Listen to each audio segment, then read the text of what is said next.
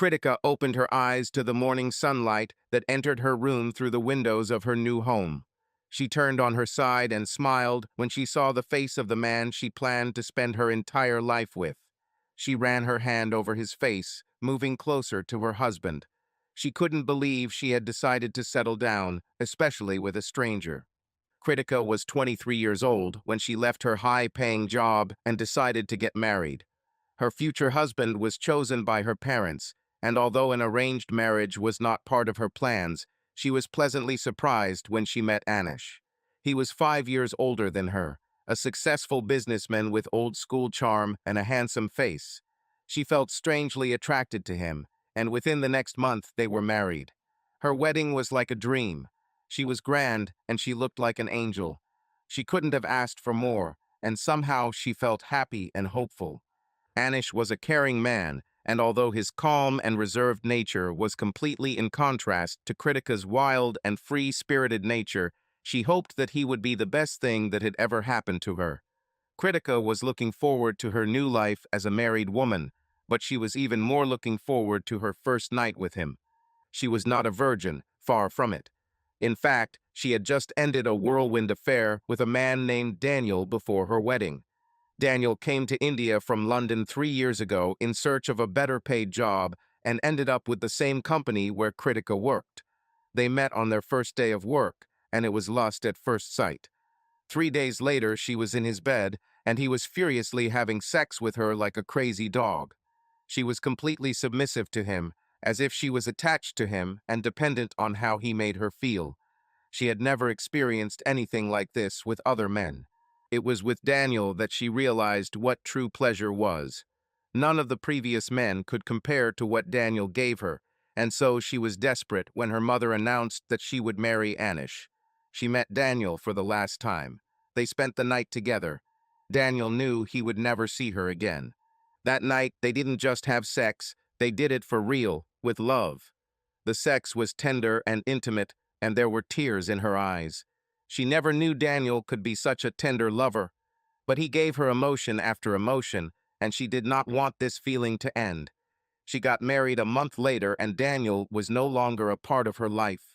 Although a whole month passed between meeting Anish and their wedding, they never slept together. They went on dates, and she always had a good time with him. He made her laugh and challenged her intellectually. There was nothing to suggest that a month ago they were complete strangers. He kissed her for the first time on their 5th date, a week before their wedding. Usually in such situations, couples rush the relationship, trying to get to know each other physically and emotionally as quickly as possible before starting their life together. But for some strange reason, Kritika and Anish felt comfortable with each other. It seemed to them that they had an eternity ahead of them to get to know each other. I don't know how or why, but it seemed to them that they were in love. Their wedding day was grand and fabulous, but incredibly tiring for both of them. All the rituals exhausted them, and although both wanted to consummate their marriage physically that same night, it was impossible. As soon as they reached the marital bed, they immediately fell asleep. Lying so close to Anish, Kritika couldn't stop thinking about what kind of lover he could turn out to be. Will he be gentle with me? Or will he have sex like a machine? Will he dominate in bed? Will he take the initiative? Is he aggressive? She was so absorbed in her thoughts that she did not notice how her hand slid down Anish's body, touching his dignity through his pajamas. She immediately removed her hand, afraid to wake him. A smile appeared on her face. She touched her husband and was pleased with what she felt. She lay in the darkened bedroom next to Anish, her husband, who seemed to be sleeping peacefully. But a storm raged inside her. Her thoughts were racing, jumping from one to the other, as if she were trying to solve a puzzle that didn't have the right answer. It was a feeling that had been building for weeks, mixed emotions, anxiety, wanting something more, but not sure what. She quietly rolled over onto her back and tried to find a comfortable position. It was as if something clicked inside her. A small spark that immediately flared up into the fire of desire. An unexpected but irresistible feeling of warmth filled her. It was the moment when all the bustle of the day and ordinary worries evaporated, leaving only one thing: her own feelings. She sighed quietly and, being sure that Anish was fast asleep, allowed herself to be led by this sudden sensation. A hand slid over her stomach, as if she needed to make sure that this was not a dream, that it was her body responding to these strange sensations. Her fingers gently touched the skin, as if she was trying to explore unfamiliar territory. She continued to move carefully, almost embarrassed by her own thoughts, but the inner desire grew and became more and more insistent. Kritika began to remember the moments when she and Anish were together, when he touched her in a way that no one else could. She thought about how his hands confidently and gently slid over her body, how he always knew what she needed. This memory only increased her desire. She closed her eyes slightly, her breathing became a little heavier, and she felt her body respond to her own touch. Her thoughts, like a slowly unwinding movie, began to drift deeper into fantasy. She imagined how Anish hugged her again and again, how he spoke quiet words of love in her ear. These moments not only made her happy, but also showed how close they were, even without words. Without noticing, Kritika began to move, her body instinctively responding to these thoughts. She was so absorbed in her feelings that she forgot about everything around her. A light sigh escaped her lips, then another. These sounds became louder, but it seemed to her that this was just an echo of her thoughts, and no one but her could hear them. But at that moment, Anish, who seemed to be fast asleep, slowly began to regain consciousness. At first his brain did not want to wake up after all. It was still a deep night outside the window, and it was so comfortable under the soft blanket. But the sounds, quiet and muffled, still reached his consciousness. He opened his eyes, his vision a little blurry from sleep, but after a moment he realized what had woken him. In front of him was his wife. He saw her silhouette in the darkened room, and she was clearly not in the mood for sleep. She was immersed in her thoughts, her body moved as if nothing and no one existed in the world except her and these sensations that overwhelmed her. Anish felt something tremble inside him. It was unexpected to see her at such a moment, to see her so open, free. His first reaction was not awkwardness at all, but rather something like pride. Pride to be with her, with this woman he loved. He was struck by her beauty, her freedom, and this feeling enveloped him completely. Without making a sound, he slowly removed the blanket, trying not to disturb the moment. He wanted to be with her in this state, to share her feelings with her, without interrupting her own feelings. He quietly moved closer and, as if afraid to frighten her away, gently touched her neck with his lips. This kiss was so light that at first she didn't even understand what was happening. Her eyes remained closed. She was still completely immersed in her sensations. But a moment later, she felt his touch, at first hesitant, almost weightless, but then more conscious and confident. She flinched, but did not push him away. She opened her eyes and, seeing him in front of her, smiled. The smile was quiet, almost imperceptible, but it had everything: joy, understanding, and the desire to be near him. "Are you awake?" She whispered quietly, her voice slightly hoarse with excitement. "How can you sleep when such a woman is next to you?" He answered jokingly, his voice deep and warm, as if he had just woken up, but was already ready to share this moment with her. He kissed her again, a little longer this time, and his hands began to move over her body. He knew every line, every curve, and knew how to make her feel good. His touch was soft, caring, but there was passion in it. They continued to enjoy each other, forgetting about time, forgetting about the world outside their bedroom. Their closeness was more than just physical contact. It was their connection that grew every day. It seemed that at that moment their love had reached its peak, and they both felt completely free and happy. But as often happens in life, moments that seem ideal can be unexpectedly interrupted. And for Anish, this moment came faster than he expected. He felt full of strength, ready to give Kritika all his love and passion, but his body betrayed him. As they neared climax, he suddenly realized he couldn't continue. Everything that happened before seemed so magical, but suddenly his confidence collapsed. Anish. What happened? The criticism was neither naive nor stupid. She understood that sometimes men could get tired too early. Sometimes they get too excited, and because of this, they get tired quickly. This is fine. But she couldn't understand why he stopped everything completely. He could spend some time between her legs, giving her pleasure. Maybe she could please him. He could have tried to do something. But he just got out of bed and went to the bathroom, as if he wanted to be away from her. Kritika stood up, still naked, and went to the kitchen to make herself some coffee. Of course, she was disappointed that she didn't have an orgasm, but what bothered her more was that it seemed to really hurt Anish.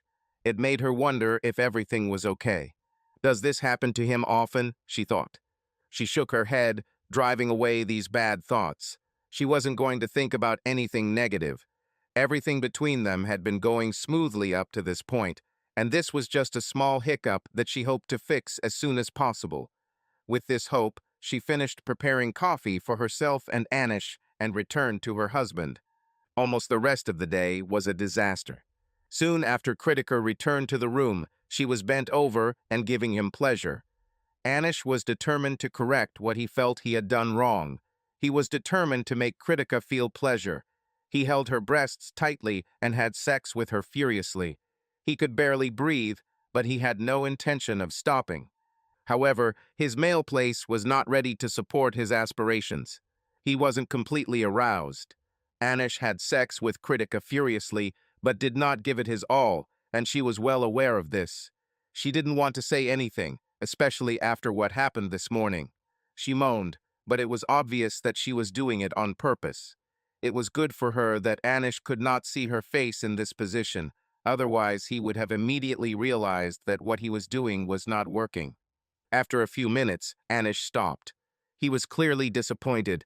He didn't understand why he couldn't get excited enough. It was obvious that he had sexual anxiety. Kritika sighed and relaxed. She was lying on her stomach and Anish was sitting on the edge of the bed. She turned to him and put her hand on his leg. "It's okay, Anish," she said softly. "It was our first night. We barely know each other's bodies. You don't know my sensitive places, and I don't know yours. It takes time, and with experience, everything will get better. You're probably just too excited. It's okay, love, really. I still felt good." He just nodded and smiled at her. It was a sad smile. They tried again in the evening. But this time, everything was even worse than the two previous times. Anish was unable to achieve arousal. Kritika was on her knees, giving him pleasure for about 15 minutes. She did everything she could think of to excite her husband. But this was not destined to happen. Anish was too tense to relax.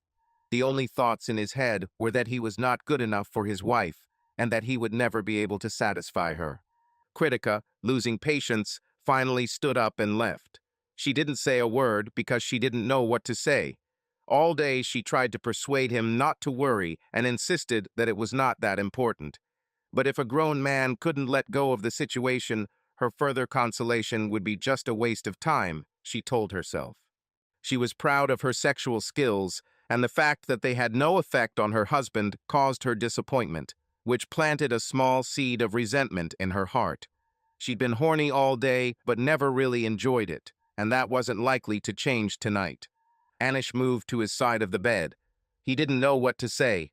In his mind, any phrase he said would be useless. He was just lying on his back, looking at the ceiling, lost in his thoughts, when he suddenly noticed that Kritika had returned and was lying down next to him. It was at such moments that arranged marriages turned into hell. Both didn't know what to do or say. Neither of them expected to face such a situation so early in their marriage. This was supposed to be their honeymoon. They should have enjoyed this period and not ended up in a situation where they didn't even talk to each other. Anish turned to Kritika. "Sorry, I'm not good enough. But I promise I will improve my skills. I'll learn and fix it. I promise you." Her heart melted. This was the first time he opened up to her. She didn't care what happened before. She just rushed to him and hugged him as tight as she could. "I love you, Anish. I really love you." The next day passed almost without events. Both woke up at different times. Anish woke up early and was ready for the day within half an hour. He wanted to forget last night and move on. He was supposed to return to the office today. The global pandemic disrupted their honeymoon plans, and Anish had the misfortune of working from home. He was back at his workplace. His job wasn't particularly well paid, but his salary and smart investments were enough to afford him small luxuries. Kritika woke up to an empty bed. She knew he was going to work, but looking at the empty space next to her, she wished he had left. Last night, they shared an intimate moment. He admitted that he wanted to be a better lover for her, and she expressed her love, but now she was left alone. She was in a house that still didn't feel like her own. She quit her job and now doesn't know what to do. There was no work to be done in the house, except perhaps doing laundry and making breakfast. She missed Anish. She wanted to call him, but she knew she shouldn't. She knew he didn't like being interrupted at work, and she still felt horny. She finally decided to get out of bed and freshen up. She went to the bathroom and started filling the bath. She had nothing else to do, so why not spend time with herself? She added salt and foam to the bath. She undressed and went into the water. The warm water felt pleasant on her skin. She felt at peace. She still missed Anish, but at least her body was relaxed. She closed her eyes and imagined herself with Anish. They were lying on a bed in the middle of a secluded beach. It was dark, and the stars were shining brightly in the sky. Both were naked and lying in each other's arms. He kissed her with burning passion. She felt his strong hands carefully sliding over her body. Their lips met in a long and tender kiss, full of passion. He pressed himself against her, their bodies touched, and she felt every detail of this moment. They moved in time with each other, slowly and smoothly, as if their bodies knew what to do. He hugged her, immersing them both in the rhythm of this unity, gradually increasing the movement. Her arms wrapped around his back, her nails slightly digging into his shoulders, and their breathing became increasingly ragged. Their intimacy seemed unbearably intense, but at the same time so desirable. The change of position allowed them to feel each other even closer.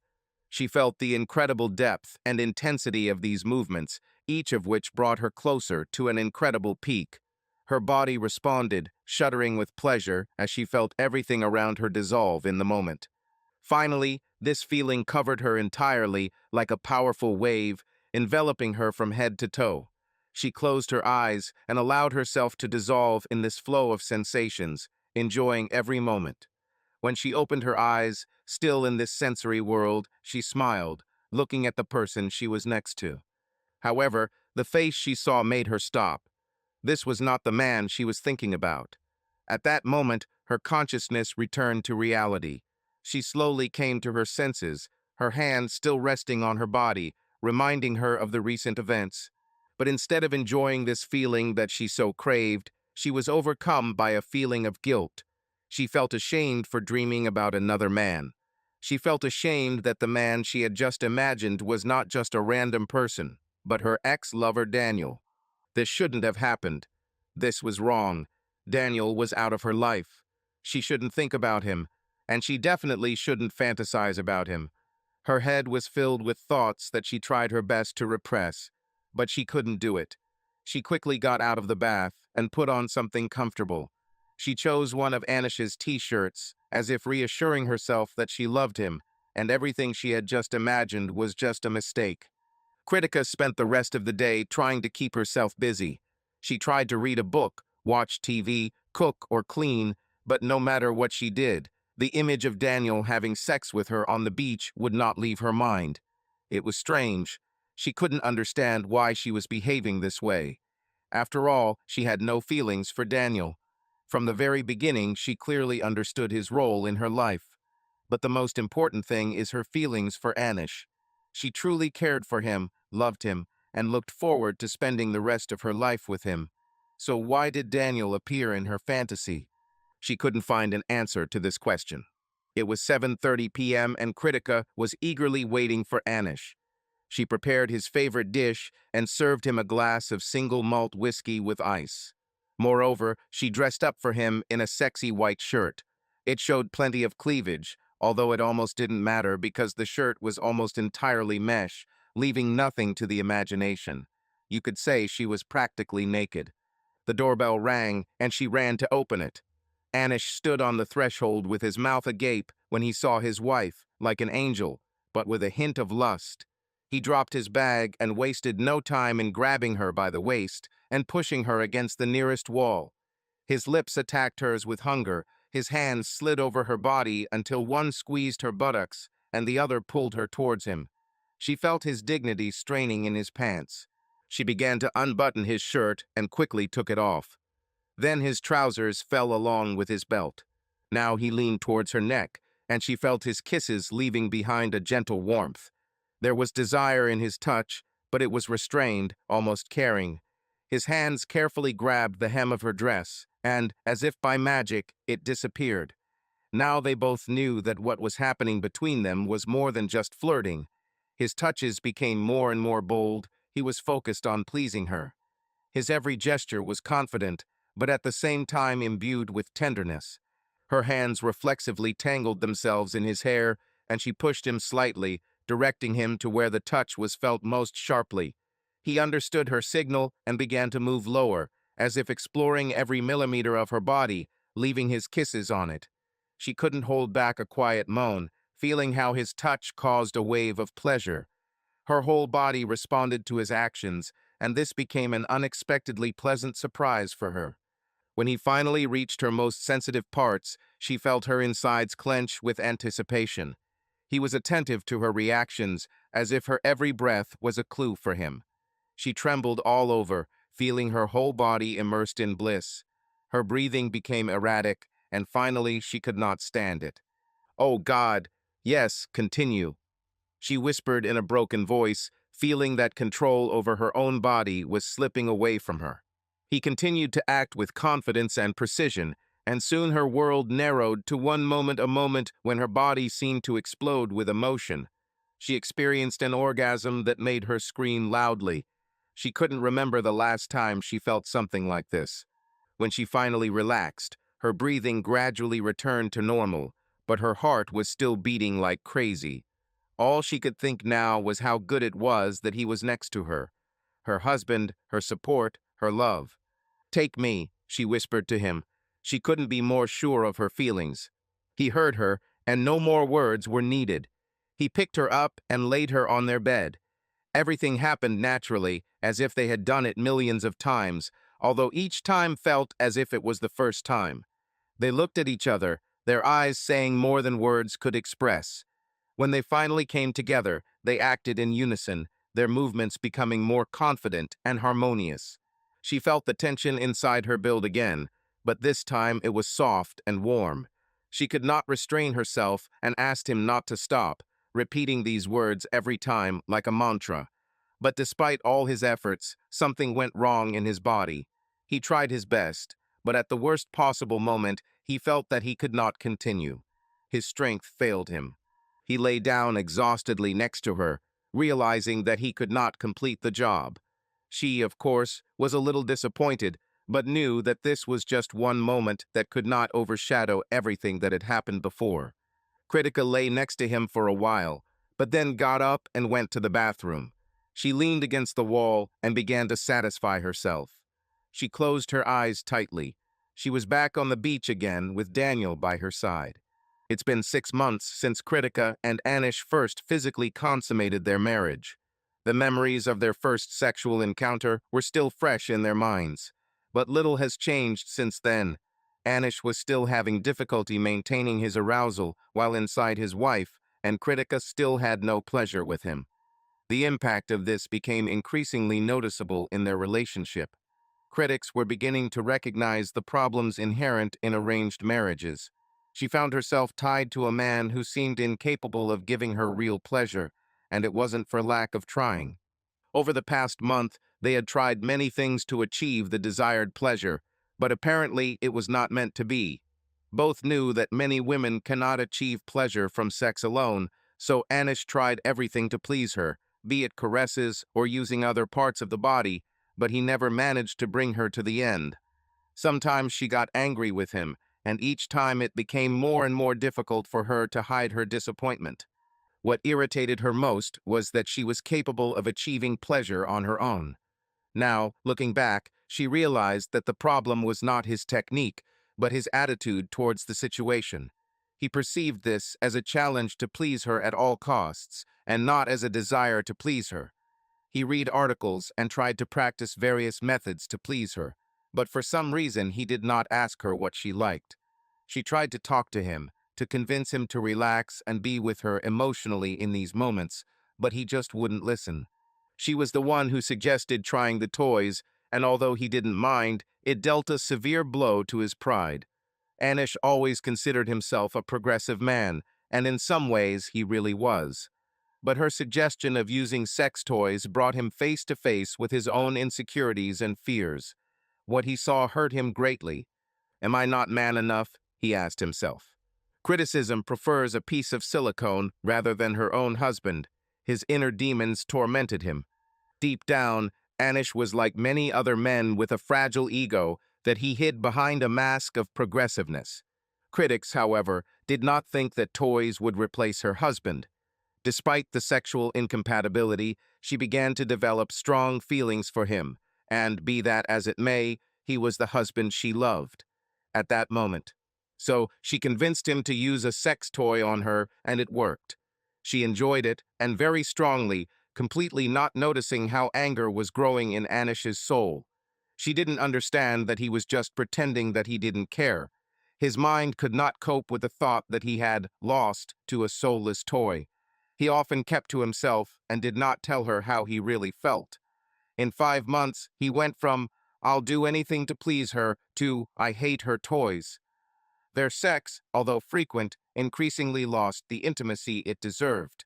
Ever since Critica forced him to use toys, the duration of his arousal became shorter and shorter. He could barely hold out for more than a minute.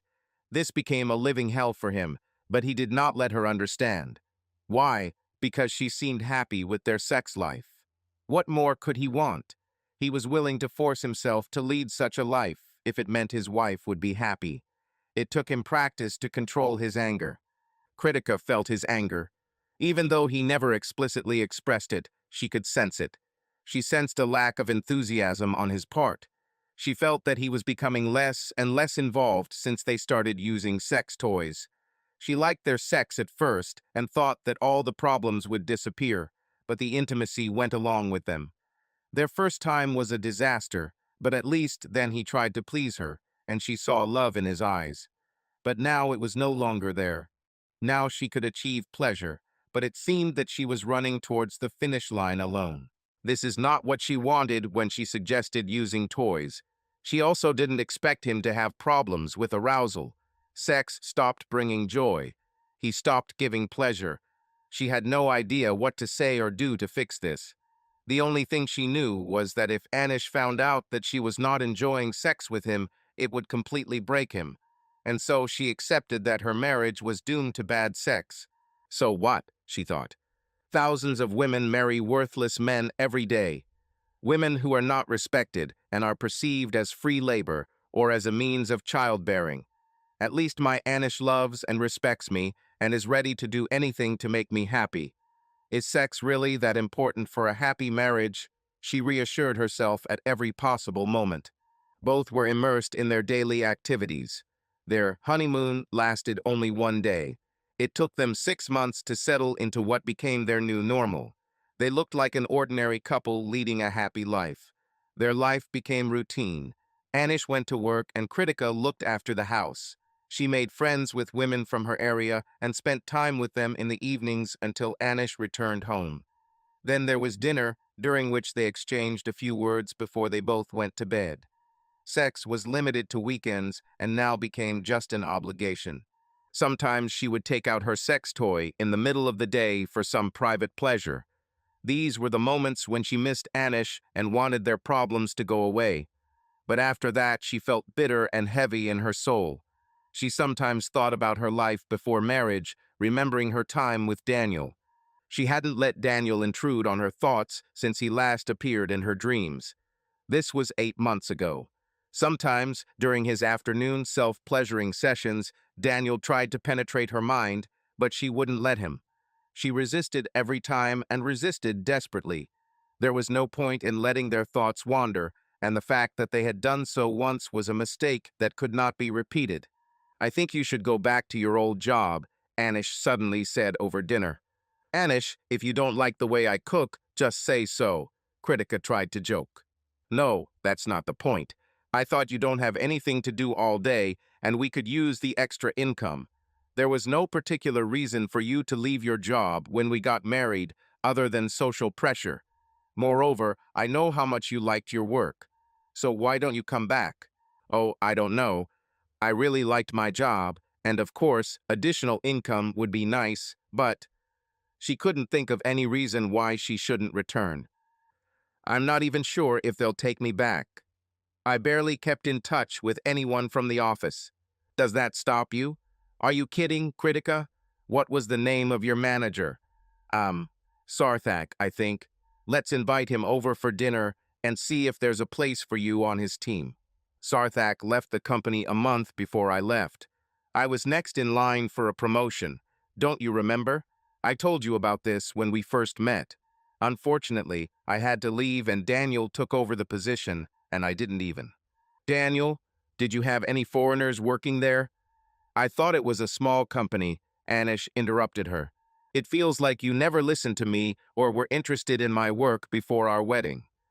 Yes, we had a lot of foreigners, some were lower in position than me, some were higher. Daniel and I worked on the same team of 6, reporting to Sarthak.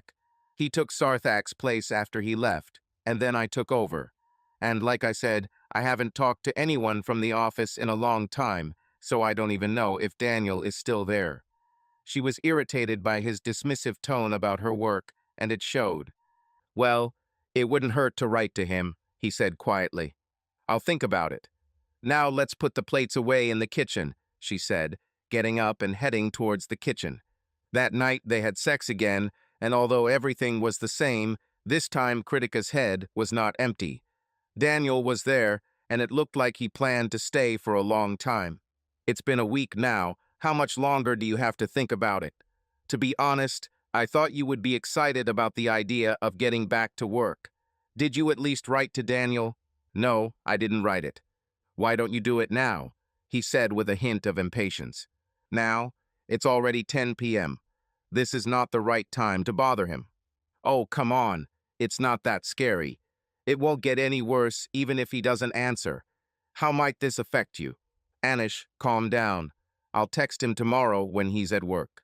No, you won't write. You'll find an excuse to put it off again. Admit it, Kritika, you are afraid. You don't want to go back to work, and I can't understand why. You said you were good at your job and made good money. It was a lie, and now you are afraid that your lie will be revealed. Did you lie about leaving for me when in fact it was just another dead-end job? What's the matter, huh? Eh? Damn it, Anish. Damn. Damn you. You know what? Fine. I don't want to go back to work because I don't know if you can handle me working. It was your mother who set the conditions for my family that she needed a daughter-in-law who was a housewife for her son. You know perfectly well how things are. You all pretend to be progressive, but if you were, why make such demands? Damn you. Do you want me to write to him and get my job back? Yes. Here, look. She took out her phone, started typing furiously, and wrote a simple message. Hey, Daniel, remember me? Let's meet, and pressed send. Here it is. She turned the phone over to show it to Anish, and at that moment tears flowed from her eyes. She stood up, sobbing, and left the room. Anish sat in complete shock. He didn't know what had just happened. He was too stunned to speak, and was still processing the information he had just received. It was really surprising to see your message the other day, Daniel said, sitting in his office chair. Even more surprising was learning that you wanted your old job back. I was under the impression that you didn't want anything to do with the corporate world once you got married. So what's changed? Well, I'm tired of being a housewife, and I'm starting to realize how much I've missed this place, Kritika said as she sat across the table from him. I hope you've prepared well for this interview and definitely don't expect any concessions. Right? He asked calmly. Yes, sir, she answered timidly. Why do you call him sir? What's wrong with you? She thought to herself. Daniel smiled when he heard the word sir, but didn't dwell on it. His focus was on the nervous beauty sitting in front of him. He never expected to hear anything from Kritika again. He thought this chapter of his life was closed forever. But one simple, innocent message brought back all those memories. All those moments when he was with her, had sex with her, subjugated her, dominated her. It seemed like he could smell her sweet scent again. What was even more surprising was that she decided to return to work. But he was worried. Why was she coming back? Are there already problems in her marriage? It was hard to believe, because she was so determined not to return. However, he was not interested in her reasons. He wondered what he was going to do with her. For the next 10 days after that fateful message, he spoke to her almost every day. The more he talked to her, the more he wanted her back. It seemed to him that there was some kind of sadness in her voice, or so it seemed to him. He convinced himself that he had to bring her back under his leadership. Of course, he would get her a job, but he didn't want to show his neediness in front of her. So he set up an interview for her, telling her that while he would be happy to have her work for him, he couldn't just give her a job. She would have to go through all the necessary procedures. She said that she understood everything and did not want him to make exceptions for her. And so she sat in front of him, desperately trying to win his affection. Of course, in any situation, especially at an interview, you shouldn't look desperate, but she was desperate, especially after a big quarrel with her husband. She was going to prove to him that she could regain her former independence, and the first step towards this was getting this job. She hoped that everything would go smoothly, given her past relationship with Daniel, but he acted as if nothing had ever happened between them. Didn't he remember their stormy nights, or did they mean nothing to him? She understood professionalism, but the fact that he treated her like an ordinary candidate hurt her. After an hour that felt like a whole day, her interview was over, and she was informed that her old position would be hers if she accepted it. She will start in the same position and with the same salary as before. The only difference is that now she will work under Daniel's leadership. And Daniel, as always, insisted on being called Sir during working hours. There has been noticeable tension between Kritika and Anish ever since the fight took place. They both were polite to each other, but Anish never apologized to her. They both chose not to mention that conversation and pretended that nothing had happened. Kritika told him that she got the job, and he was truly happy for her. They celebrated the occasion with dinner, but Kritika's mind was not with him. Her thoughts were still in that office. She was still sitting opposite Daniel and admiring his good looks. She had forgotten how courageous his voice sounded. He looked so confident. Even though he acted like a rude person, his charm still remained the same. She felt herself become slightly aroused. The festive dinner flew past her.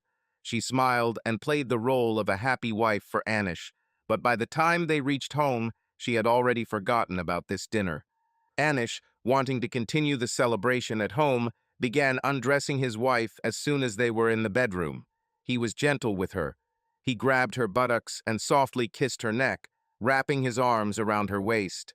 He began to pepper her neck with light kisses, stroking her breasts with one hand and sliding between her legs with the other. Anish and Kritika stood side by side. The situation was quite tense, but at the same time they still managed to find moments when passions covered them headlong. Yes, they were that same couple whose personal life was full of emotional roller coasters. It's like the marriage of Jennifer Aniston and Brad Pitt. Everything seems to be going well, and then suddenly you have incomprehensible thoughts in your head that ruin everything. But at such moments they were drawn to each other even more, despite all their past failures. Anish hugged her lightly, softly touching her neck with his lips. Kritika felt a wave of strange but pleasant warmth pass through her body, as if someone had turned on an old incandescent lamp in the darkest corner of the room. She did not resist, because she liked his touch. What can you do? Anish was a master of light gestures that made you forget about all your problems. He pulled away, took off his jacket, and then, without thinking twice, moved the strap of her dress. Their relationship was full of its cockroaches, and, to be honest, these cockroaches sometimes had interspecies battles for supremacy. But this part where they merged into a single whole, forgetting about problems, was their main strength. An elusive aroma hung in the room, something similar to a mixture of perfume and the same eau de parfum that she loved to sprinkle throughout the apartment. Anish glanced back at her face once more. Kritika closed her eyes, leaning on his hands, feeling slightly dizzy from mixed emotions. But then, as always, reality intervened. The plans collapsed faster than the theft of the dragon from S.H. Mogg, and this could not but affect everything that happened next. Critica, unaware of his internal struggle, was still in some kind of world of her own, waiting for the continuation. But for Anish, the situation quickly spiraled out of control. He felt his confidence slipping away like a Wi-Fi signal that kept dropping out when it mattered most. His body had betrayed him. He couldn't finish what he started, at least not the way he'd planned. Literally a minute later, everything collapsed. As if in Game of Thrones, he knew that the most unexpected plot twist was about to arrive. Looking around, he realized that he was in no condition to continue. Well, here we go again, flashed through his head. He tried to find a way out, to gather his strength, but to no avail. Critica stood up, still crying, and looked in bewilderment at her husband, who was helplessly trying to regain control of his body. Something clicked in her brain. She's tired of it all. It pained her to see this pitiful sight. She didn't do anything wrong to deserve this kind of treatment. She had been trying to help him with his problems for the past year, but things were only getting worse. She loved him, but now her bodily needs came to the fore. For the first time, she felt disgusted by this pathetic picture in front of her. He kept trying, but she knew it was no use. She stood up, walked past him to the bedside table, and took a toy from the bottom drawer. Critica, with her usual grace, rose from the floor and at the same moment jumped onto the bed, like a cat that decided to lie around for a while on someone else's freshly washed sheets. Having made herself comfortable, she looked at Anish with such intensity that he doubted for a second whether he had done something wrong or accidentally forgotten to throw out the garbage from the kitchen. However, when she turned on her trusty gadget, with which she seemed to have developed a stronger relationship than with his stamp collection, Anish realized that this was a completely different matter. She was intently fiddling with a small, but, judging by the expression on her face, a very effective contraption. A slight moan escaped her lips as a wave of pleasure swept through her body, making her whole world disappear for a few minutes. Anish stood on the sidelines, feeling like an outside spectator in this invisible performance. Something inside him clenched, like a bag of chips left in the oven. He tried to do something, maybe somehow regain his role as the main character, but each of his attempts collapsed like a house of cards from a blow of the wind. Sitting on the edge of the bed, he realized that this was not the case when his superpowers would come in handy. His eyes darted around the room, looking for some sign that he was needed, but Critica was too immersed in her own world. And so, when she finally reached the climax of this technical solo concert, Anish did not know what to do, give a standing ovation or quietly retreat to the side. But then she suddenly drew attention to him. Her voice was as cold as the ice cream he forgot in the freezer from last summer. "Can you please hand me my item?" she said, pointing to what was lying nearby on the floor. He silently stood up, picked up the thing, and handed it to his wife, trying to hide his embarrassment behind a nervous smile. "Thank you," she said, taking the toy and, without even looking at him, continued, "You can go back to your place if you want. Or, no, you know what? Nothing." Her tone was as weighty as a kilogram of lead. Anish sat back, watching as his wife plunged back into her own world, where, apparently, he no longer had a place. He thought that maybe he wasn't good enough, that her needs were far greater than he could offer, like an old smartphone with a battery that no longer holds a charge. But maybe everything was simpler. Maybe sometimes there are times in life when you just need to supply the batteries. Critica stood in front of the office building, trying to calm her nerves. She was excited to be returning to work, but also a little nervous. Everything has changed since she last entered this building. Now Daniel was her boss. Once upon a time, it should have been her instead of him, but all plans went awry because of her mother-in-law and the ridiculous traditions of the country in which she lived. Critica shook her head, trying to clear her mind, and resolutely walked inside.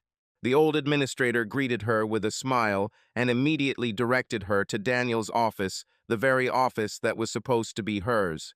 "Ah, Critica, glad you are with us again. I'm sure you might feel a little weird being here again, but knowing you, that won't stop you. I don't think you need to go through the standard orientation process. You know the job better than anyone here. I suggest you take your old workplace, and I'll ask your new colleagues to introduce you to new clients," he said calmly. He spoke with such confidence that she had not noticed him before. This Daniel was a different person. This Daniel was a completely different person. He was no longer the lazy employee she remembered. Perhaps the job changed him, or maybe something else. Whatever it was, it scared her a little. She was no longer his equal. They were no longer friends. He was now her boss. This new dynamic was unfamiliar to her, and she suddenly felt awkward, unable to find the right words. All she could do was nod quietly. "Yes, sir," she muttered, looking down. With these words, she left his office. She was sure she noticed a slight smile on his lips when he heard "sir," but decided not to focus on it and returned to her old workplace. She looked at her desk. It was the same as before, but for some reason everything seemed different. She barely had time to get comfortable before she was already introduced to the team. Two of them were new employees, and three were her former colleagues. She was never close to them, as she spent most of her time working or in Daniel's company. After exchanging polite greetings, she was soon plunged into work, reviewing the financial statements of new clients.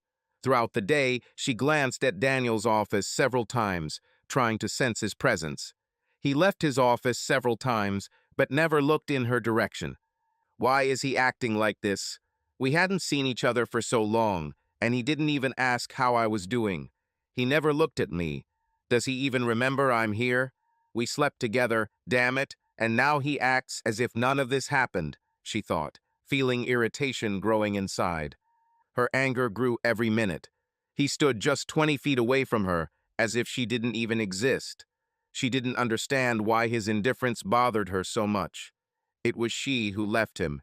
She was the one who left this job for marriage with Anish.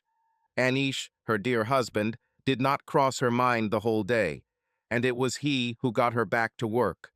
Yes, he acted like a real rude person, but even Kritika had to admit to herself that if it weren't for him, she probably would never have thought about returning to work. And now that she was here, her thoughts were only about how to attract the attention of her ex. She was tired of looking at the screen and, unable to bear it, resolutely headed to his office. Daniel was sitting at the table, writing something on a piece of paper. When he saw her, he looked up for a second and then went back to his work. "How can I help you, Kritika?" he asked tiredly. "Why are you ignoring me?" she blurted out. He put down his pen and looked at her. He didn't answer, he just continued to stare, which made her even more confused. "Well, answer me." Her voice trembled. "I don't think this is the right time or place for this conversation," he finally responded. "When is the right time?" Her voice became weak. She began to doubt that she had done the right thing by deciding to confront him with this problem. "I repeat, now is not the time to discuss this," he said, rolling his eyes. "Daniel, talk to me. Please," she almost begged. "Okay? You are incredibly selfish, Kritika. You yourself chose to leave this job, no one forced you. And now that you've returned, for some reason you think that everything will remain the same. But it doesn't work that way. And I understand that it may be difficult for you to perceive me as a boss, but this is reality, and you will have to accept it. And anyway, why do you need my attention?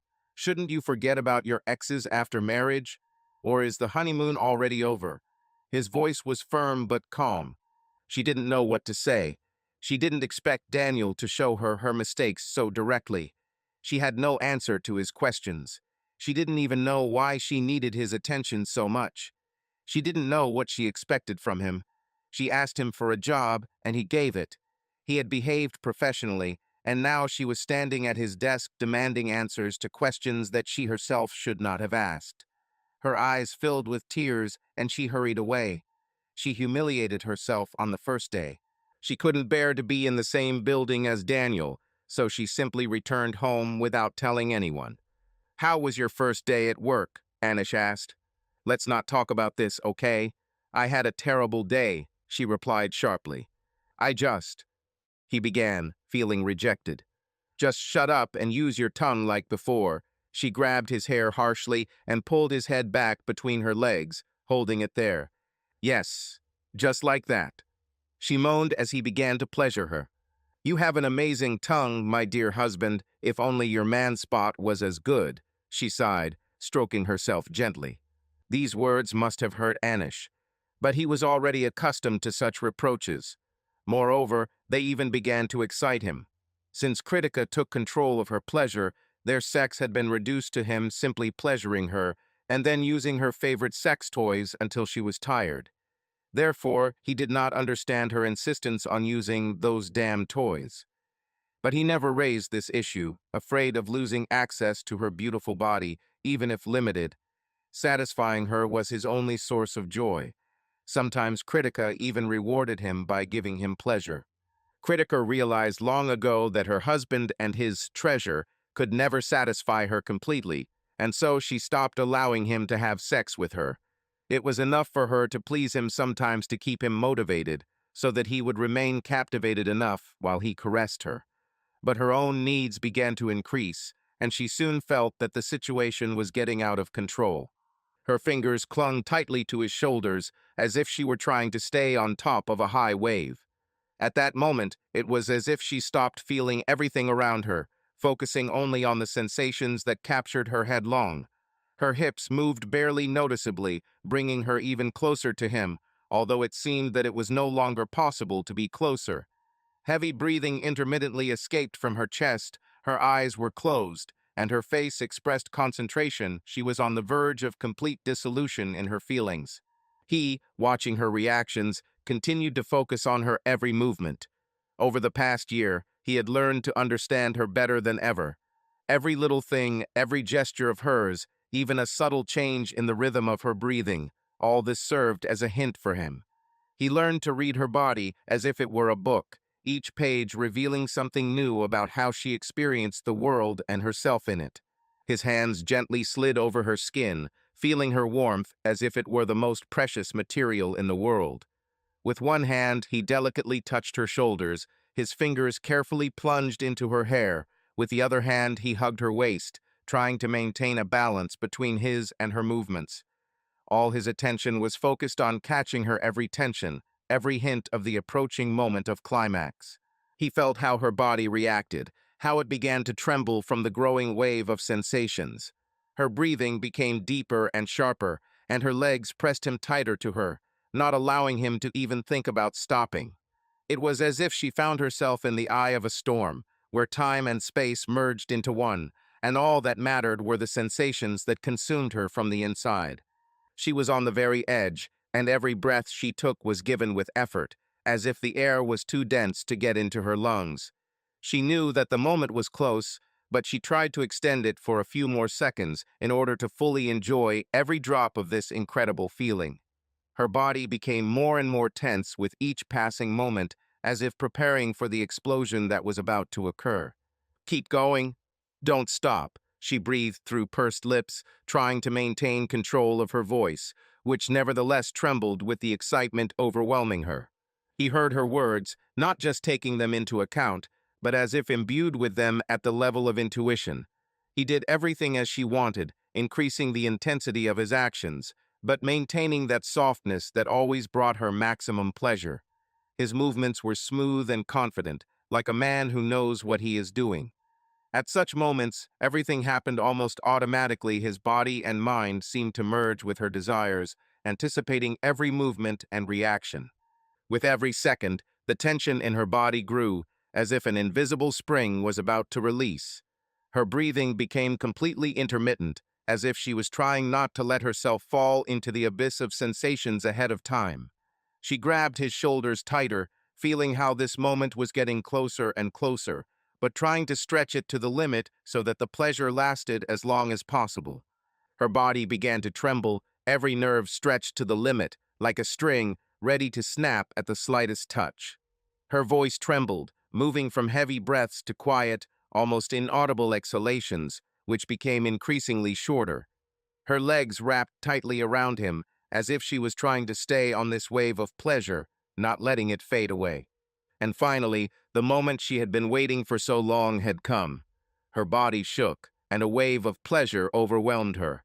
Her breathing froze for a moment, and she cried out, not holding back the emotions that completely consumed her. It was like an explosion that plunged her into a state where neither time nor space existed, only sensations.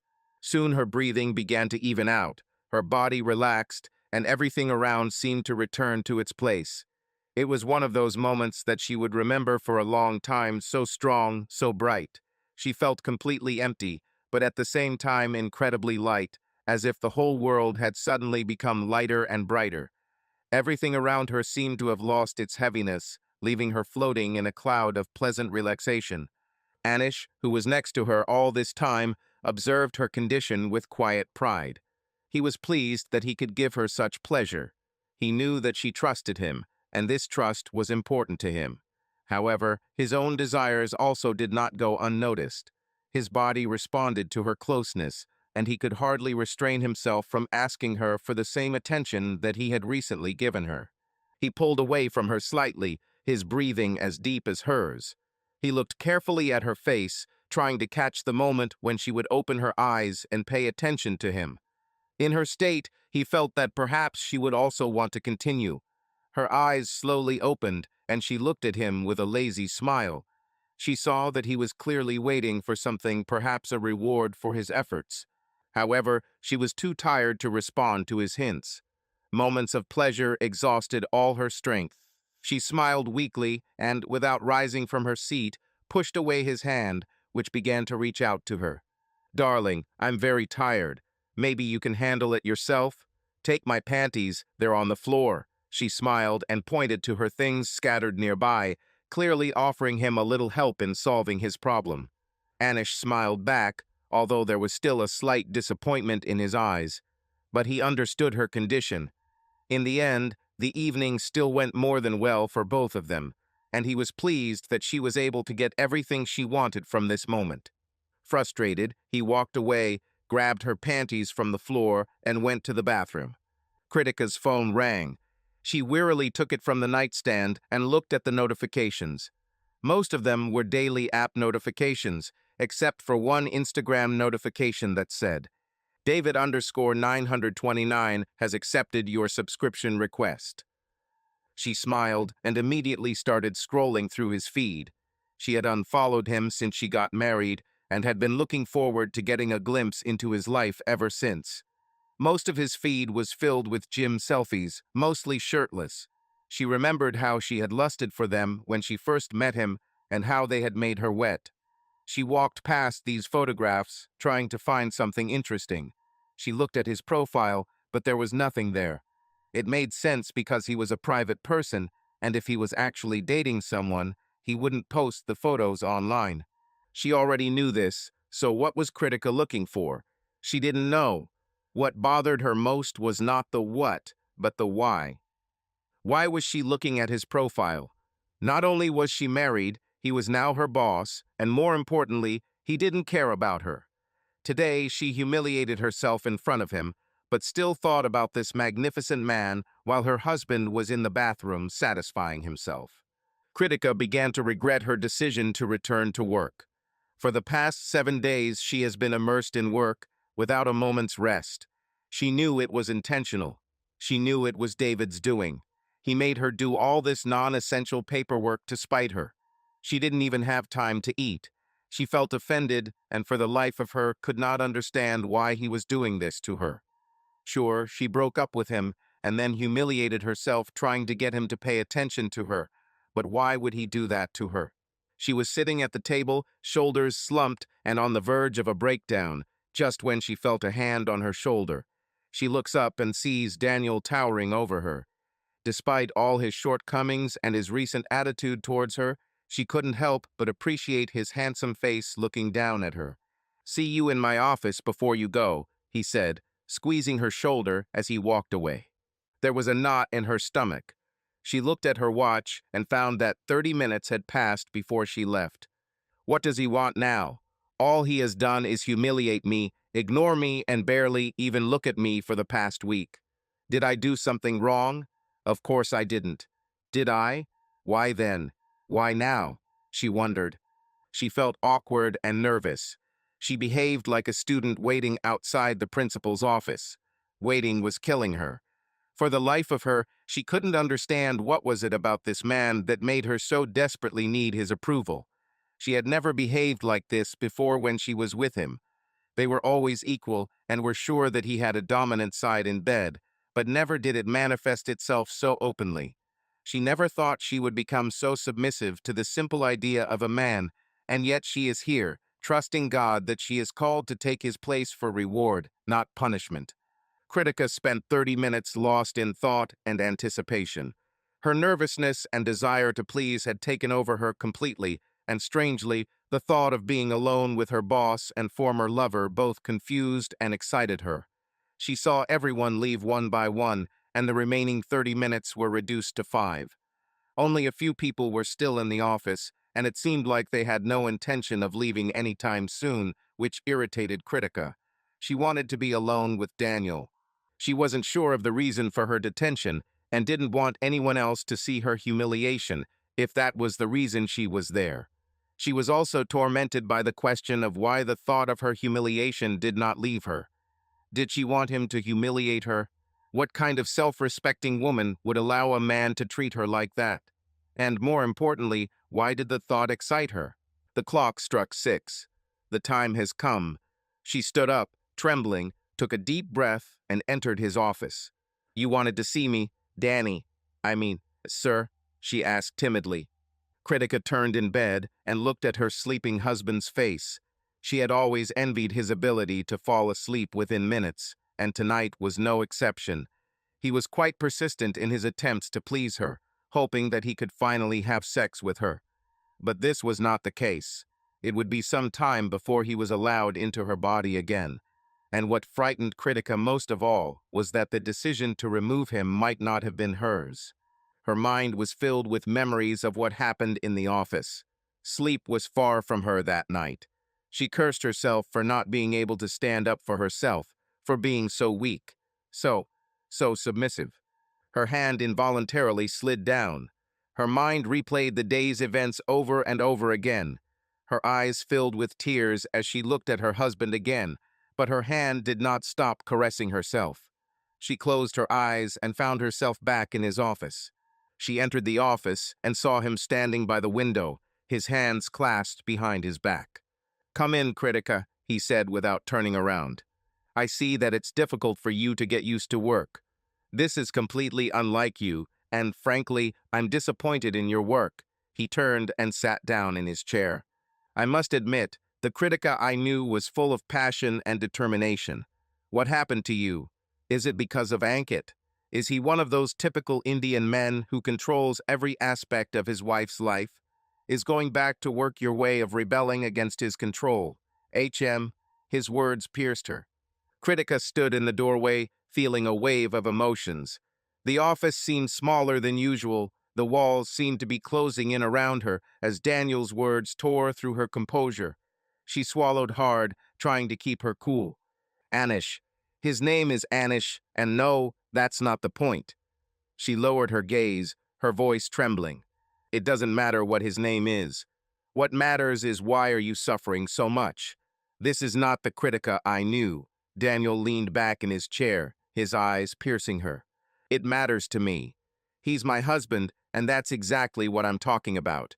Why are you acting like this? Why are you so angry at me? You don't even look at me. She clenched her fists, feeling a mixture of anger and vulnerability. You left me, completely unexpectedly. I had feelings too, but didn't you care? You used me like a piece of meat and threw me away. He stood up and approached her, his presence pressing on her, anger burning in his eyes. You have no right, she began, her voice trembling with rage. You cannot judge me. I'm not judging you, Kritika. I'm just trying to understand what you want from me. I don't understand your struggle. You act like you care about your husband, yet you crave my attention all day long. I'm tired, he sighed heavily. He stood up and walked over to her, his figure looming over her. Their eyes met, and she felt a familiar heat inside her. The tension between them was palpable, like a magnetic pull that she could not resist. She took a step forward, closing the distance between them. What do you want, Kritika? he asked firmly. The question hung in the air, filled with unexpressed desire. She knew what she wanted, but saying it out loud seemed like crossing a line that she was afraid to cross. Her breath caught in her throat, her heart pounding wildly in her chest. "I want." She began, but the words got stuck in her throat. Daniel's hand moved to the back of her head, his touch making her shudder. "On your knees," he ordered firmly, his voice low and rough. Kritika hesitated for a moment, the command both frightening and exciting her. She slowly knelt down, looking at him with worry and anticipation. "Now show me how much you regret leaving," he said, a familiar cruel smile playing on his lips. She nodded, her hands shaking as she reached for his belt. She unfastened it with tentative fingers, the sound of metal echoing in the silence of the room. She unzipped the zipper. Her mind was screaming at her to stop, to get up and leave, but her body was betraying her, driven by a dark, inexplicable need. "Why am I doing this? This is wrong. I shouldn't be here. Anish doesn't deserve this," she thought, feeling a wave of guilt. "Look at you, so impatient, so needy. Pathetic. I always knew that you were no better than a girl of easy virtue," Daniel muttered, his voice full of contempt. She needed to hear it. She needed him to take control of her and cross her boundaries. He looked at her, his gaze full of expectation and power. In one motion, he pulled her hair, forcing her to submit. Kritika opened her mouth without resisting, although her thoughts were far from completely trusting this man. "Go ahead, do it," he said, in a voice that clearly implied that she had no choice.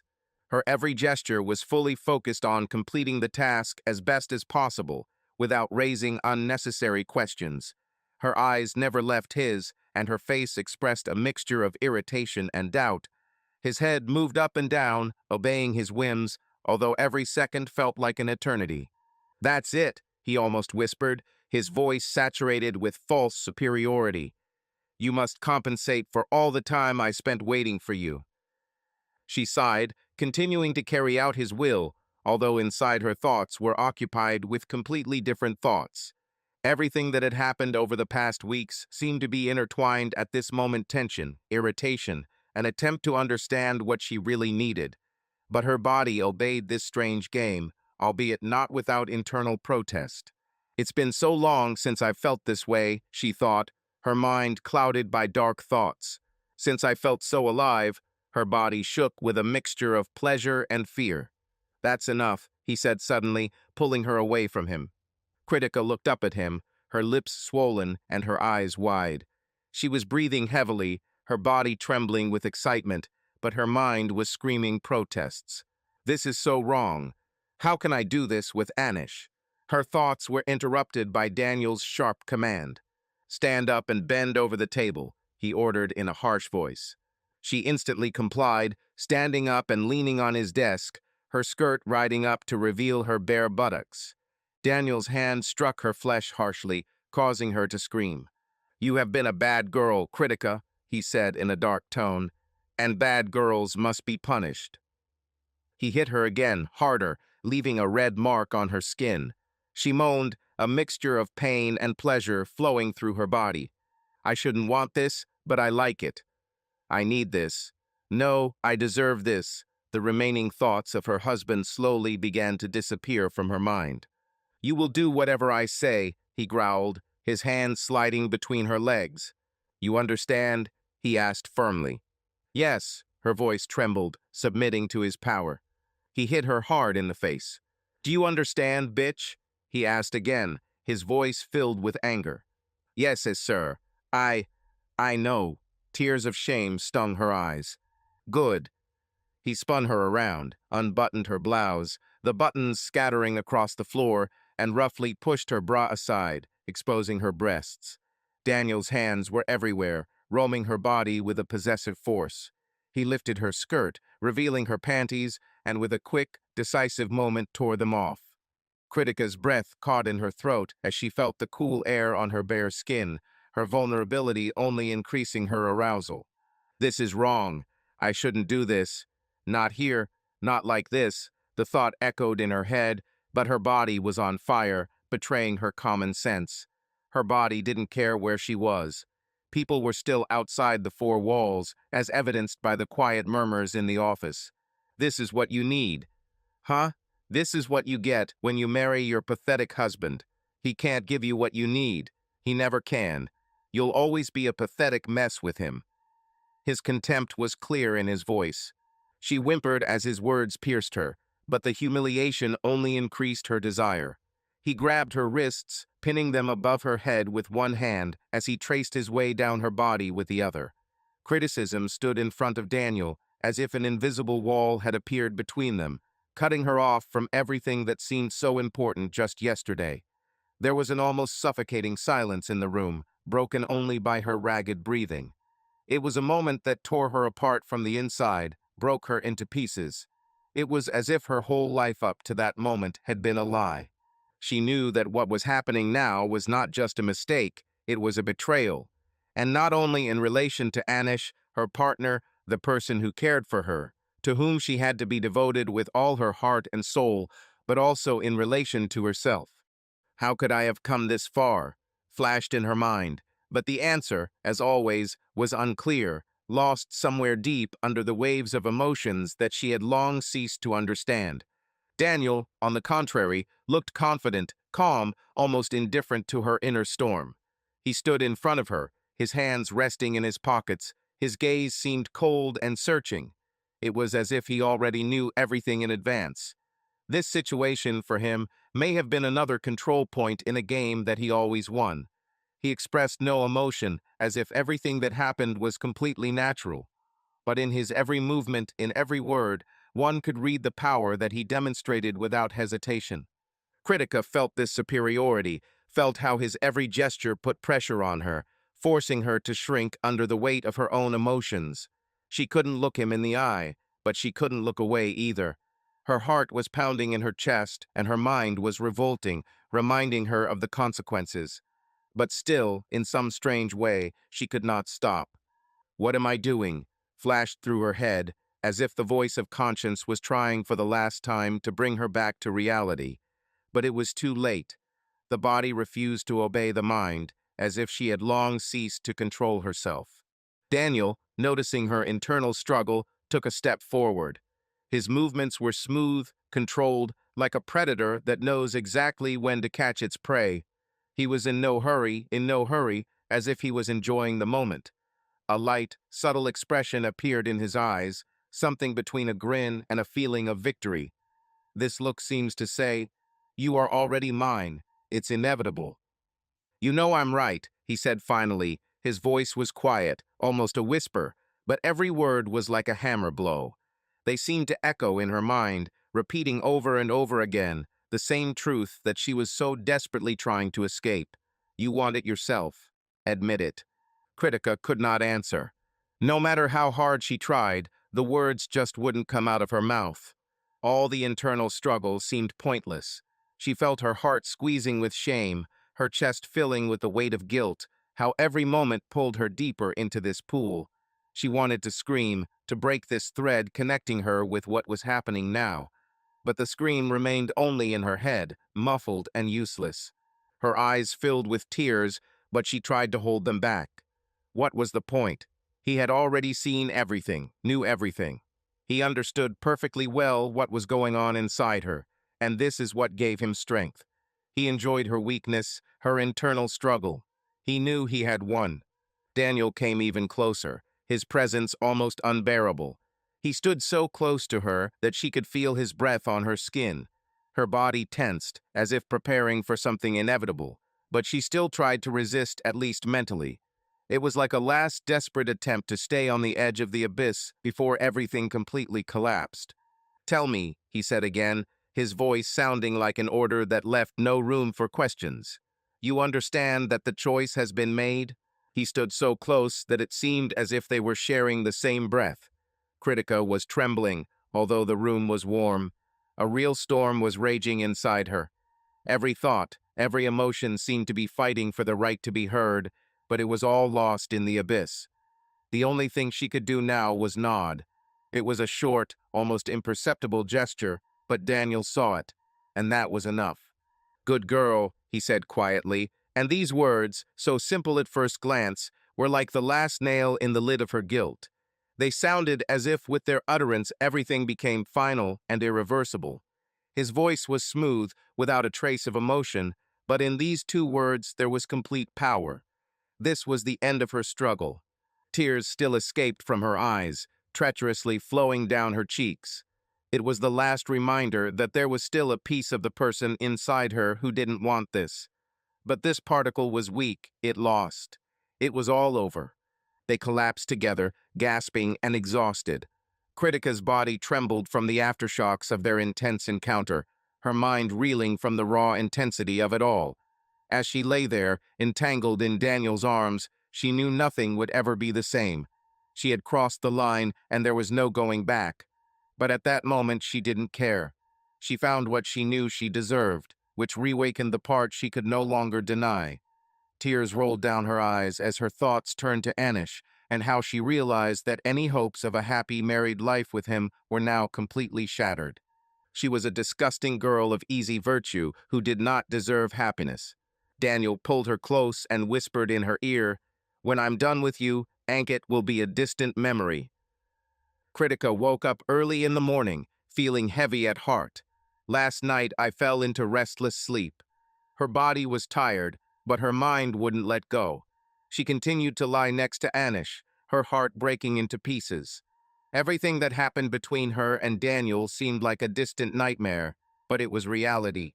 She had crossed the line, and there was no going back. Her gaze fell on her husband. He looked so calm and serene, his face glowing with love even in his sleep. Kritika remembered how he tried for her every day, how he tried to overcome all the difficulties they encountered in bed. He was faithful to her and always supported her. And she cheated on him, betrayed him. Her head was filled with thoughts of what would happen next. She could try to hide what happened, pretending that nothing happened. But could she live with such a secret? The sins of the past always catch up with you. She'd felt it once before, when she'd started thinking about Daniel, and now it was back with renewed vigor. Kritika decided to get up and go to the bathroom. She looked in the mirror. Her reflection seemed alien. She didn't recognize herself. Her eyes were empty, and behind those eyes was something she was afraid of the truth.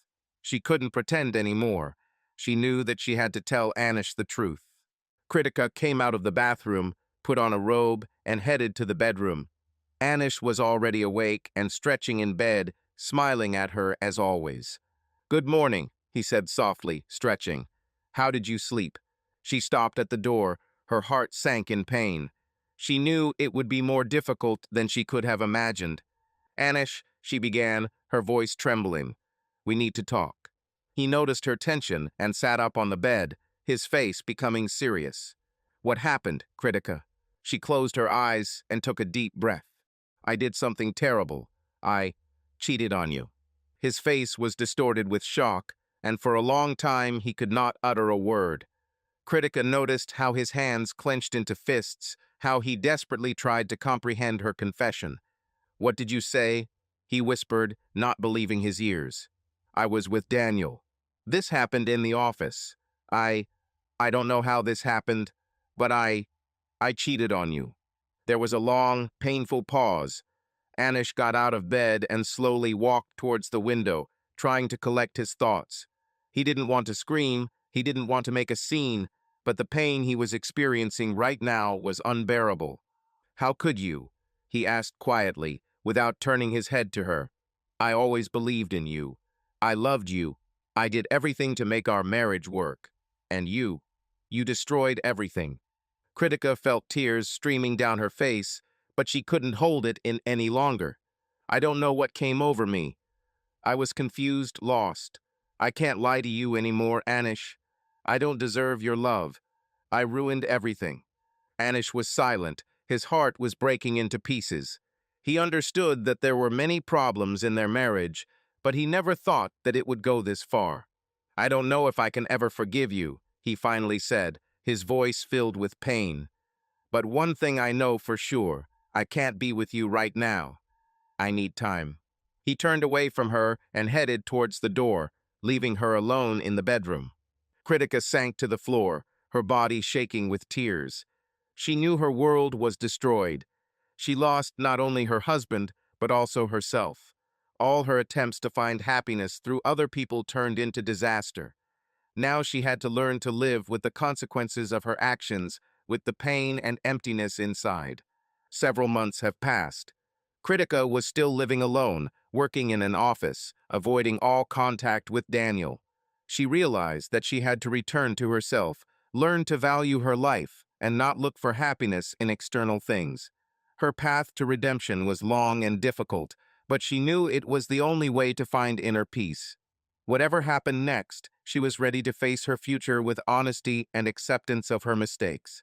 And while her past will never be forgotten, she has learned to let it go, knowing that only she can take back control of her life.